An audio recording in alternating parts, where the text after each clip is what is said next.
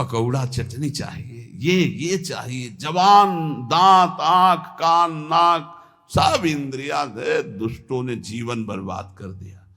पूरा दिव्य मानव जीवन जो भगवत प्राप्ति के लिए था बर्बाद। कितना निकृष्ट, बलिष्ठ होने के लिए कितना निकृष्ट उतर जाता है खान पान व्यवहार में। अब आप विचार कीजिए, वो जो जिसमें अंडा जिसे कहते हैं उसके अंदर कितना लिबलिबा गंदा पदार्थ होता है। उल्टी नहीं हो जाती इन लोगों को? उल्टी हो जाए, बमन हो जाए देख के, कैसा स्वभाव बन गया। दूसरे के मांस शरीर के ऐसे शौक से खा रहे, घृणा नहीं होती? और तुमको ये नहीं पता है कि तुम धर्म विरुद्ध आहार कर रहे हो, ऐसे ही तुम्हारा नोच नोच के काल तुम्हारे मांस खाएगा। कैसे? बोले हमने तो नहीं देखा नोचते हुए। तो देख लो जहां एक्सीडेंट होता है, नहीं?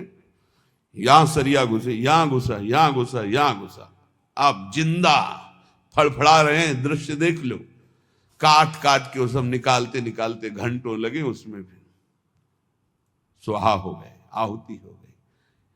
किसी को भी यहां यदि तुम सुख दोगे तो वो सुख 1000 गुना बढ़कर तुम्हारे जीवन में आएगा, और किसी भी जीव को दुख दोगे तो 1000 गुना बढ़ के मिलेगा। महाभारत में एक तितली की गुदा में बंबूल का कांटा डाल के छोड़ दिया मांडव्य ऋषि ने, तो सूली डाल करके निकली नहीं, काट दी गई, अणिमांडव्य पड़ा। महाभारत में देख लेना। तितली कोई मनुष्य नहीं है, पर वो भी जीव है, उसकी गुदा में बंबूल का कांटा, तो ऋषि की गुदा में सूली चुभ हो गई। हम तुम तो बहुत छोटे जीव हैं, वो बहुत बड़ी तपस्या में संलग्न महापुरुष मांडव्य ऋषि, अणिमांडव्य, जिन्होंने सीधे धर्मराज से जाके बात की। यहां यमदूत को देख के सोच और लघु शंका एक साथ छूट जाती है, वो सीधे जाके धमकाए और साप दे दिए, जा 100 वर्ष तक मनुष्य आयु को भोग, तब तुझे पता चलेगा। धर्म के निर्णय में चूक कर दी।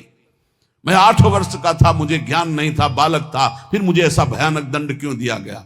इसलिए हम संकेत में बता रहे, तितली की गुदा में बंबूल का कांटा छोड़ा तो उनकी गुदा में सूली चुभ होकर के काट दी गई, निकली नहीं। और तुम खा रहे हो इन पशुओं के मांस को, तो तुम्हारी दुर्दशा नहीं होगी, तुम्हें पता नहीं? इस एक जबान के लिए 2 अंगुल का है खेल सारा। इसके बाद घाटी के नीचे हुआ कोई नहीं मतलब है कि कैसा था, सब मल हो जाएगा। बस 2 अंगुल का स्वाद। अरे बहुत स्वाद ले लिया, थोड़ा राधा नाम का स्वाद लो। मारो इस तृष्णा को, भोजन की तृष्णा को, भोग की तृष्णा को, देखने सुनने बोलने की जो प्रपंच जनित तृष्णा, इसका नाश करो। जहां हम कमर कसते हैं कि आज से हम ठीक से चलेंगे, कोई गलती नहीं करेंगे, फौरन माया अनुकूलता प्रदान करती है। फौरन लो, आज से कोई भोग का विरोध नहीं होगा, हर भोग भोग लीजिए। और जहां भोगा तब फिर शिकंजा कसा उसके, फिर उत्तरा है माम पुकार प्रभो, तब फिर कृपा होती है, फिर वो एकदम चैन शांति मिलती है।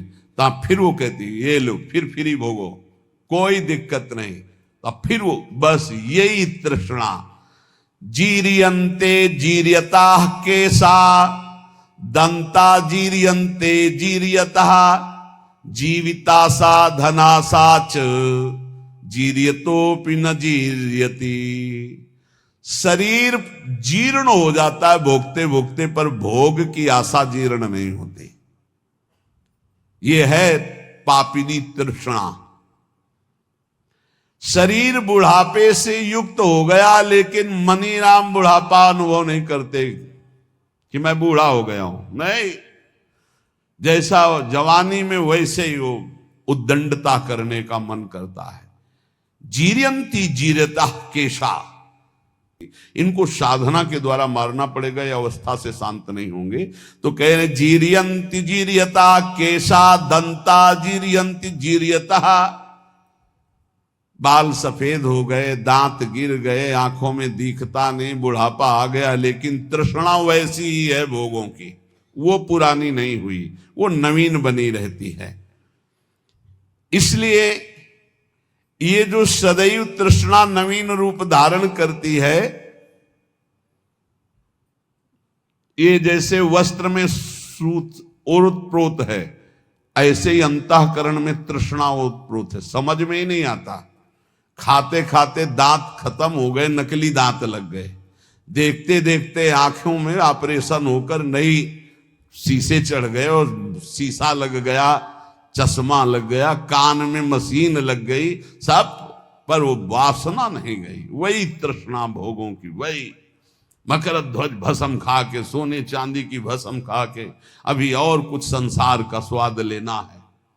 ये हम नहीं, शास्त्र कह रहा है। और आप अपने हृदयों में और हम सब अपने हृदयों में देखें, भगवत प्राप्ति में ये तृष्णा डाइन सुरसा की तरह मुंह बढ़ा रही है। सुरसा, हनुमान जी 16 हुए तो 32 हो गई, हनुमान जी 32 हुए तो 64 हो गई। सुरसा डबल बदन, ये तृष्णा ऐसे बढ़ती चली। अच्छा ले भाई, इतना स्वाहा, इतना भोग की आहुति ले ले, अब तू शांत हो जा, वो और डबल प्रज्वलित हो गई, और प्रज्वलित हो, ऐसे तृष्णा बढ़ रही है। तथैव तृष्णा वित्तेन वर्धमानेन वर्धते, अनंत पारा दुष्पूरा तृष्णा दोष सतावः, अधर्म बहुला चैव तस्मात्ताम परिवर्जयेत। ये तृष्णा चाहे धन की हो चाहे भोग की हो, ये सदैव बढ़ती जाती है। जब आदमी सोचता है इतनी संख्या का अगर धन हो जाए तो हमारा बढ़िया काम चल जाएगा, और दैववशात यदि उसको उतनी संख्या का धन मिल जाए तो जो पहले सोच रहा था उससे भी बुरी अशांति उसके अंदर उतनी धन संख्या प्राप्त होने पर होने लगती है, और बड़ी, ऐसे बढ़ते बढ़ते वो नष्ट हो जाता है शरीर, पर तृष्णा नष्ट नहीं होती, चाहे धन की हो चाहे भोग की हो।